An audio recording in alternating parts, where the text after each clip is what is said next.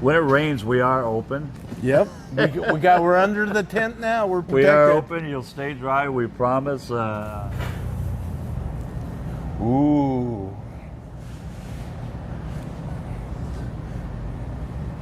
See, folks, this is why I do interviews.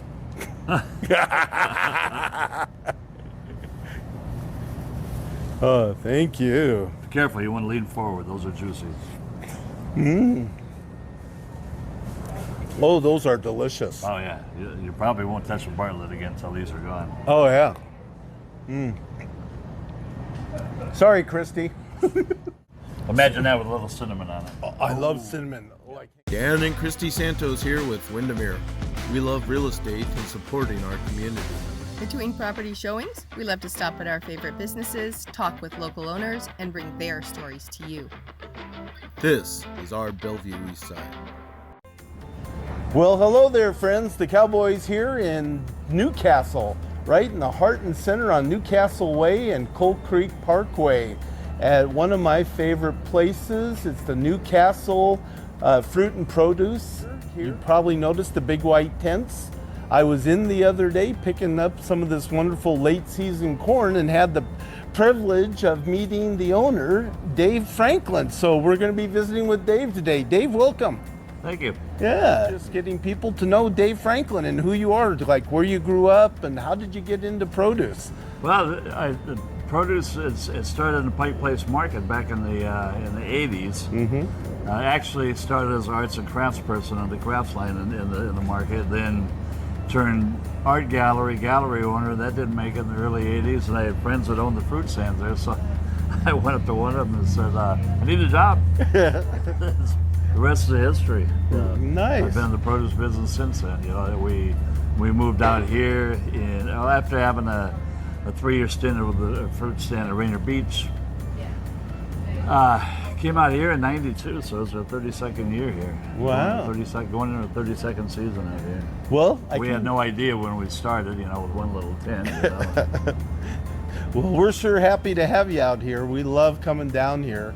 But before we get into more about the business, tell us, where did you grow up? I grew up mainly in Seattle and Minnesota. And Minnesota. Yeah. Well, that's kind of commute. Yeah. Yeah. Back and forth. So did you go to high school out here, or in Minnesota? Oh, you're in Minnesota, and then you came out after that. Okay. And then we got a chance to meet your lovely bride, May. Do you guys have kids? No. No. I do. Yeah. You and May don't. Yeah. Okay. That's great. And how old are your kids now? One son is 30 years old. Okay. Yeah. Any grandchildren yet? He was born into this business. So he works here too? Occasionally, yeah. Yeah. We were here when he was born. So. Oh, wow. So when you get away from here, do you have any kind of restaurants or local places you and May like to go? Tapatios, yeah, we're longtime friends. Oh, we did a wonderful interview with Jorge and Luis the other day, and then Salvador came in, and so we got a picture of the old guard exchanging with the new guard. So, oh, yeah. So that was a nice photo. The daughter of Salvador and my son were on a flight from Puerto Vallarta to Seattle, and they met. Oh, really? They started talking, and one of them said, yeah, my dad has a business in Newcastle. Oh, really? So does mine. My dad has a Mexican restaurant. Oh, really? My dad has a fruit stand. Yeah, so. And then the lady in between them, or on the end of the aisle, I don't know, the third person sitting there in the seat says, oh, the fruit stand, I shop there all the time. Nice. The three of them had a nice conversation all the way back from Mexico. That's awesome. That is really awesome. So I love those kind of chance encounters like that, where you meet somebody that you weren't expecting. Christy and I have been coming here for over 20 years, and I think one of the first things that we loved about this place is aesthetically, it's so pleasing to the eye when you walk in here. All these colors just pop, the red, the orange, the yellow, right, the apples, and now this time of season we got these pumpkins and gourds and stuff. How do you know how to arrange all this stuff so it looks like this? Because I've been doing it 3/4 of my lifetime. Yeah? It's hard not to. I mean, you get so many beautiful colors, especially this time of year in the autumn. But yeah, pretty much all year round. You got a lot of colors to work with, and I've got an art background anyway, so I like colors that contrast. And one of the first things you learn in produce is you put you separate colors to give that visual, contrast with it. So it's really easy to do when you've got such a beautiful array of things to work with all these yellows and oranges and greens and blues and whites. Yeah. And it's the same with the nursery. The nursery, there's all spring and summer long, there's so many different colors to work with out there. Well, we love that you're so much more than a fruit and produce stand. You're a nursery. We've bought plants here and pottery and stuff like that for the garden. So lots of offerings here. But it's we started doing plants probably 20 years ago, just a few small plants at a time, and it kind of grew and grew, and then we went into a partnership with my old boss down the Pike Place Market and his cousin and my friend Damu, who used to work here and be part owner. So that being said, once we had 3 places here, and Damu and Jackie are now up at top of the hill up in Renton. Oh, okay. And we had another out in Burien. And when Frank, my former boss, came in here and he started taking over running the produce end, it freed me up to get into the nursery, which became my passion. I didn't know a lilac from a lily when I started. And that's like me. I just put whatever Christy wants where she wants it. So it just kept growing and growing and growing, and I had the freedom to do that. Of course, now I'm kind of doing everything, and it's a little bit more difficult. But people used to say it's a fruit stand with a little nursery. Now they say it's a nursery with a little fruit stand. Well, since we're talking about plants, that's a nice segue. One of the things that Christy and I really love about your business here is it's very seasonal. And I know that things come in seasonally. I know that you're off like mid-December through like February, but let's start through the full cycle. So in March you open the doors, and what's the first thing that we're working with? March is nursery stock. Yeah. In February I go down to Oregon, where most of our growers are for the larger nursery stock, and we start putting our inventory together. I get out there and I'm pretty hands-on, and I like to choose things. I don't do much ordering over the telephone or online. I like to get down there, see the things I like, see the things that are really attractive that I think would do well, and I get out there, and I've always got my flagging ribbon with me, and for most of the growers that let us do that, we get out there and pick our own stuff out there. And it makes a big difference when we get in here, with a wide array of beautiful products. So March leads into April, when the fruit stand opens for the season. Not really much going on then, most of the things are from California, Mexico, wherever, except for, of course, the apples, onions, potatoes, and all that. That's Washington product that's been stored. But, Then it leads into May, when local things start happening. Now, what kind of local things are you referring to? Well, it's going to start off in plants. There's going to be not a huge assortment. We start getting into geraniums, and later in May, there is quite a bit of color coming on in May. Of course, Mother's Day is in May, so all the hanging baskets start, and locally we've got asparagus leading the way, and local spinach and things like that. And it just keeps every day, every week, we just keep adding and adding and adding. So we're now looking around, with the exception of bananas and citrus and everything, probably 75% local product in here. Now, when you say local, you mean state of Washington? Yeah. State of Washington, sometimes they'll say Northwest, it might include Oregon, but most everything in here is from Western Washington and Eastern Washington this time of year, with the exception, like I say, of citrus and bananas.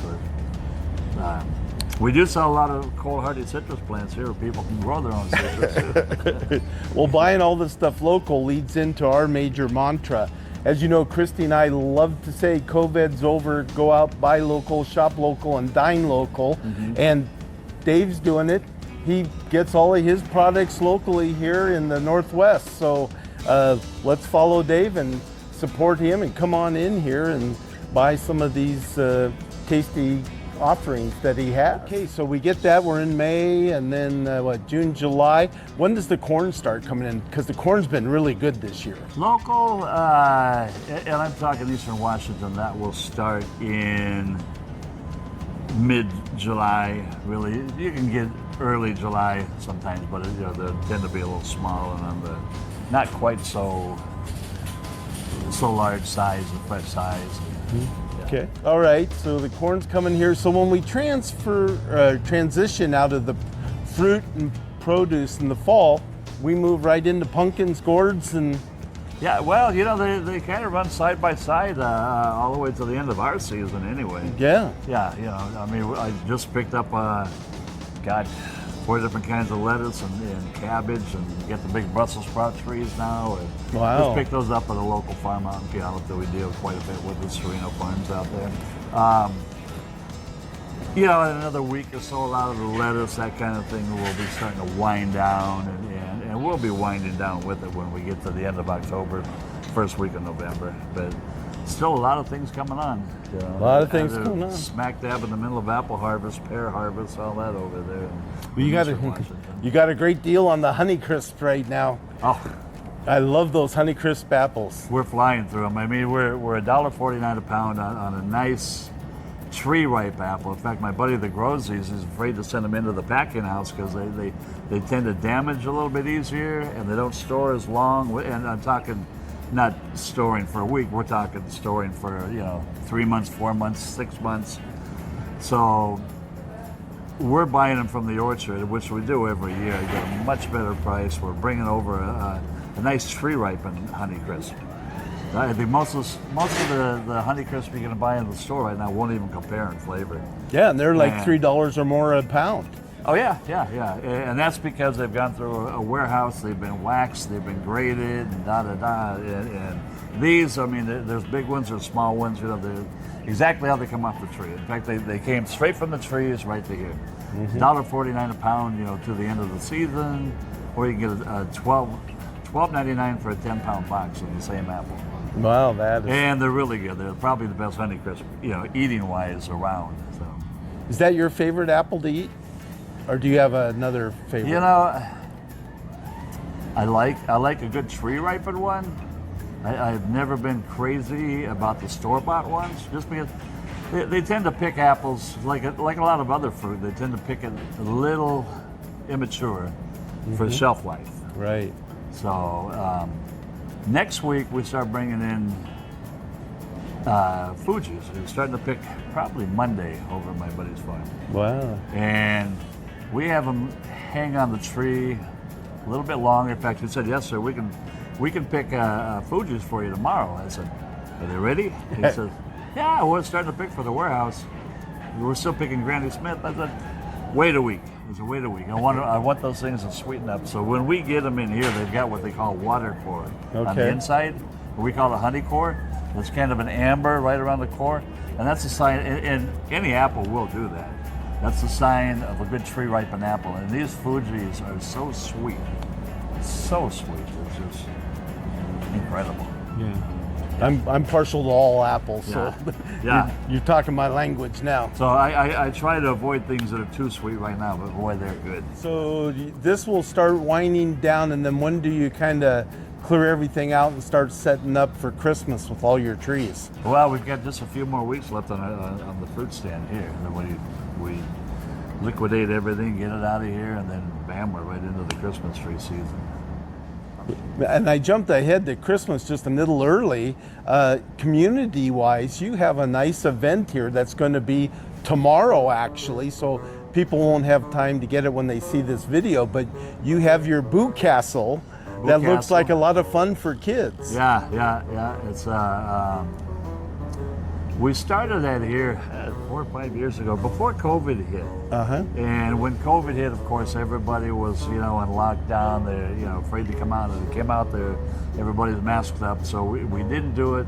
The city of Newcastle took it over, and they did it over at Lake Bourne Park. It was kind of a drive-by thing where people would pull up and they'd hand them candy to the window, which was great. I'm glad to continue that. We decided we'd do it again here. So, yeah, it's going to be fun. We've got one of my employees' little Kubota tractors, and we've got a wagon called the Boocastle Express. It's gonna be towing the kids in little circles around here with teenage volunteers, and we dress up, passing out candy to the kids in the wagon. Yeah. We're gonna have door prizes and Hot photo apple booth cider and snacks and all We're gonna have kinds apple cider. I don't think we're gonna heat it up yet, though. I think it's still a good time for cool apple cider. When we have a tree lighting event, it'll be hot. It'll be hot apple cider. My daughter loves Christmas because when we come in for the tree, she likes to see the reindeer. Yeah. Unfortunately, we did that for quite a few years. Unfortunately, the reindeer rancher, for lack of a better term, decided to retire. And Rudolph and Donner and Blitzen, and they all got sold. Oh. But they're not for the meat. They're still being raised as reindeer for breeding purposes. Well, those were a lot of fun. We have so many pictures of her in front of the cage with the reindeer. She loved those. Yeah. And the good thing about here too is we have people from Eastern Europe, and of course, that's what's for dinner tonight.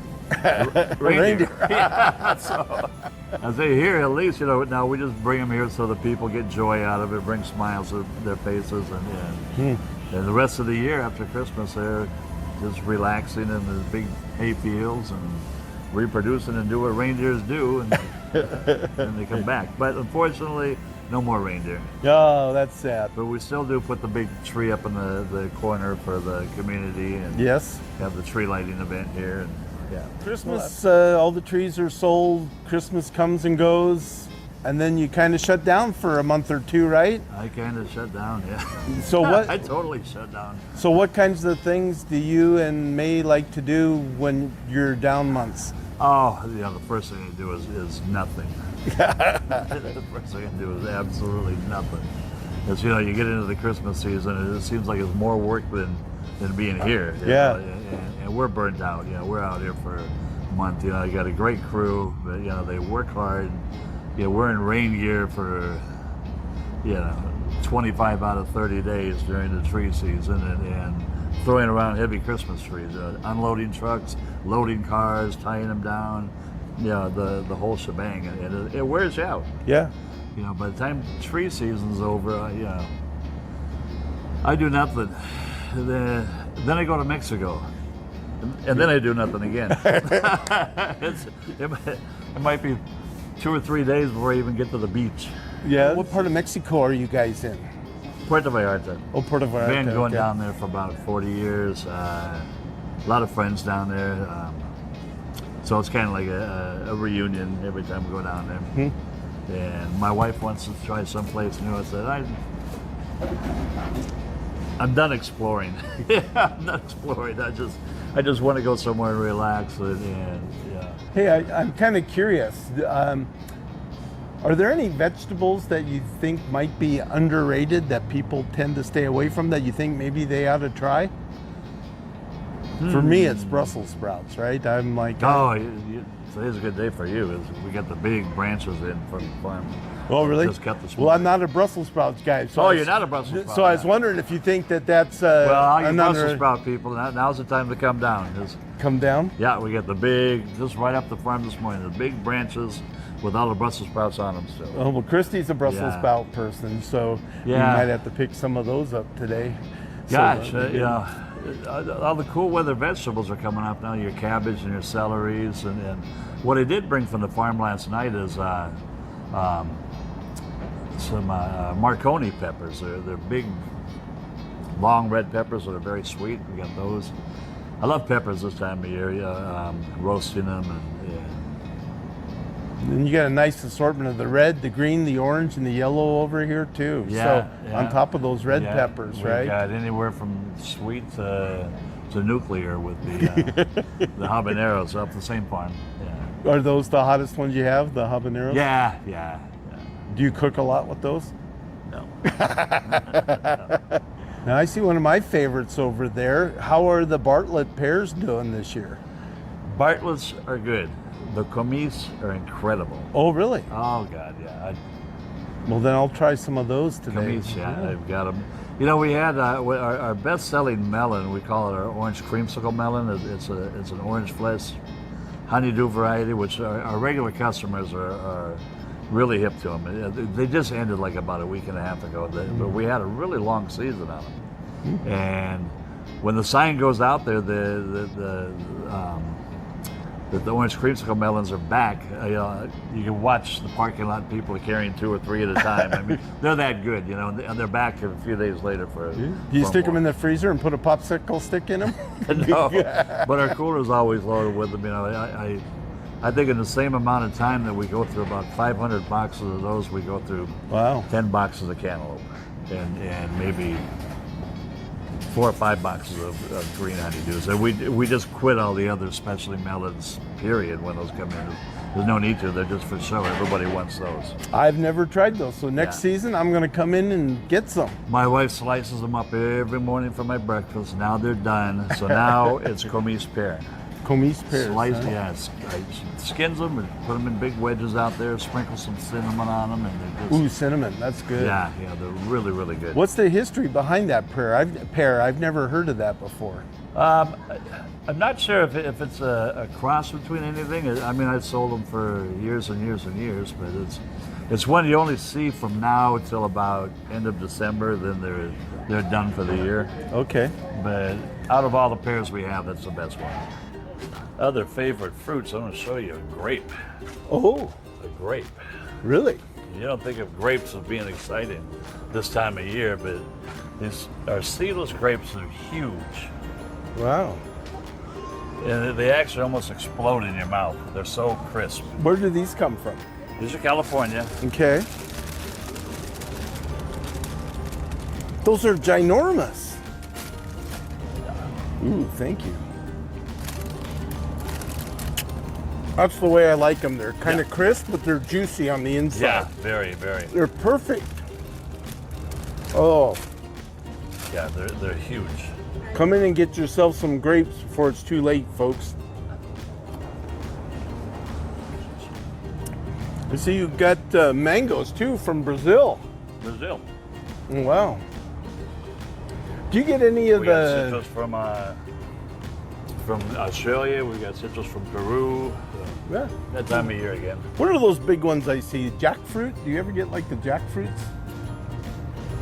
We've had them before. We don't have them now. Yeah. This corn's been fabulous. We've really been enjoying it this year. Yeah, I have to come and get it. She eats a lot of it. Only 2 blocks away. We're in the middle of actually towards the end of our nursery clearance now. We're going to be dropping all the rest of the 1 gallon, 2 gallon, and 4-inch perennials down to 50% off. So, Wow. So smart gardeners know When to buy? They know when to buy. They don't care that it looks a little bit ugly right now because most plants are starting to look pretty ugly right now, especially perennials. Christy, get a picture of the sign with the discounts.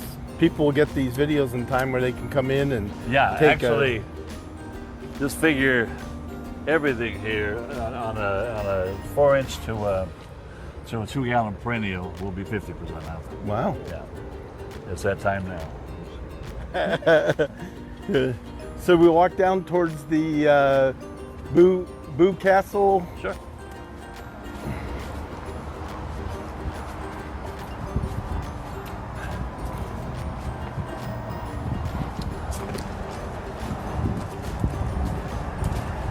Got all the succulents and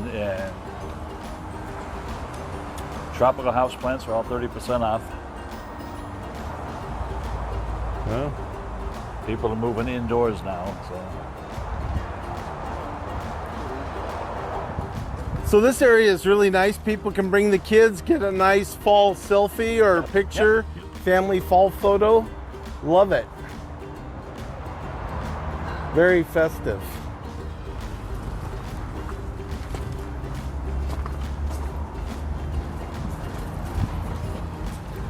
Oh, so for the nursery, how well do these palm plants sell, these palm style leafy things? we sell quite a bit of them. Do you really? Yeah, Huh. yeah. It's Are they outdoor? They're all outdoors? they're outdoors. There's 1 or 2 varieties that we recommend giving them extra protection, but the windmill palms, which most of these are windmills, they're very cold hardy. Had some friends up in Cougar Mountain, 1,100 foot elevation, and they had 90 of them in their yard. Oh my gosh, that's a good customer. Oh, so you got beauty bark and potting soils and all that other kind of good stuff too. Yep.